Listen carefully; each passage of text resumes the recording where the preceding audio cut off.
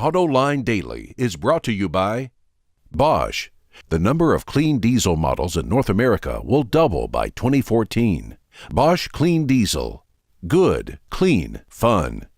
Bridgestone. Your journey, our passion. Dow Automotive Systems. Improving durability and increasing design flexibility with Betamate structural adhesives at dowbetamate.com. And by the 2013 Hyundai Sonata. Learn more at HyundaiSonata.com. This is Autoline Daily for July 12th. I'm John McElroy, and here are some of the latest developments in the global automotive industry. Well, we have been reporting for some time that the European car industry is going to go through the same kind of bloodbath that hit the U.S. industry 3 years ago. And now it looks like it's starting to happen. PSA, which is the parent company of Peugeot and Citroën, is going to close a plant in Aulnay, France, that makes the Citroën C3. Bloomberg reports the company is going to cut 14,000 jobs. The company says it hopes these moves will help it get to a break-even standpoint by the end of next year. Well, here's my Autoline insight. These are half measures that will probably prove to be too little too late.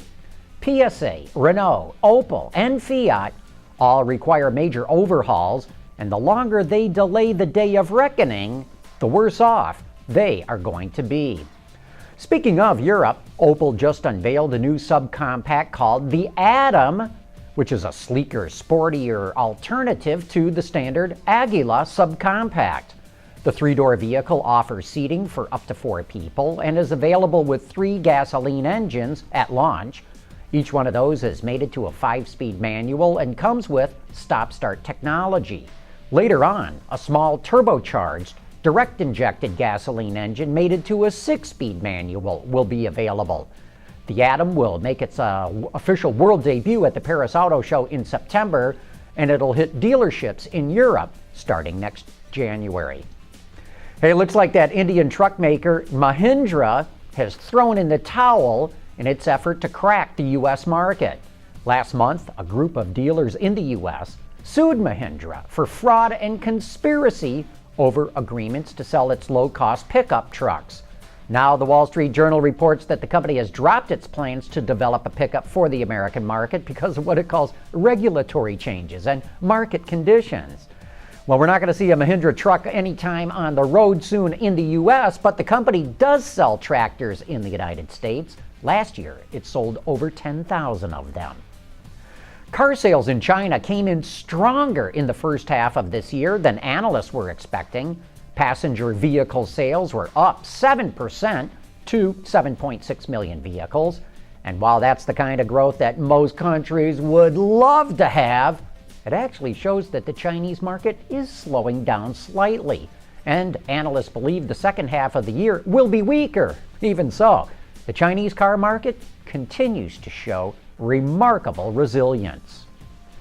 Poor visibility is one of the biggest problems for drivers out in the rain and especially at night. A main problem is light reflecting back at the driver after it reflects off raindrops in midair.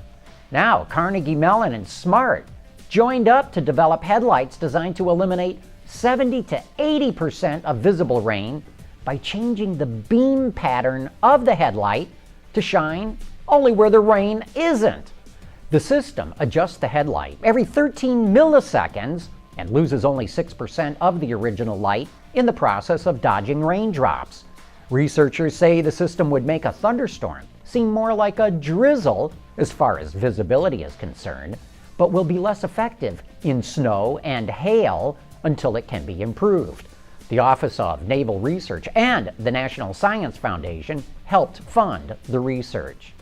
Hey, coming up next, get ready for the second annual Autoline After Hours Automotive Draft. We'll have more details coming your way coming up next. Why? Because plants need water to grow. Because baseball's played in the summer. Oxygen and hydrogen. Because I forgot to get a receipt. Why? Why not? Why? Why don't you go ask your dad? Do Sonata drivers know something you don't? The Sonata from Hyundai. Tonight's the night for the second annual Autoline After Hours Automotive Draft. 5 separate team owners will face off in a battle royale to to assemble the best management teams in the business. But what will the drafting order be? Who gets the first pick? Don't worry, we've got it all taken care of. Hi, I'm Tiffany Stone, your draft reporter for tonight's second annual After Hours Automotive Draft Extravaganza. I'll be stationed with our draft analysts, Scott Burgess from AOL Autos and Mark Phelan from the Detroit Free Press, getting the reaction to every round. Should be a lot of fun, but right now Autoline has asked me to determine the drafting order for this evening by pulling the names out of the hat. So, Mr. Producer, hat please. The first team drafting in round one of the After Hours 2012 Automotive Draft is Automobiles Bistango. Team 2 is Jaeger Motor Car Company. Our third position belongs to Dymaxion Motors. Number 4 goes to Edmunds iMobility Company, which leaves our last spot to our friends from New America Motors. So that's the order for round one. I'll see you later tonight at 6 p.m. for the After Hours Automotive Draft. I'm Tiffany Stone. See you later. We're going to be having a lot of fun on tonight's show. I sure hope that you can join us. But anyway, that wraps up today's report. Thanks for watching. We'll see you tomorrow.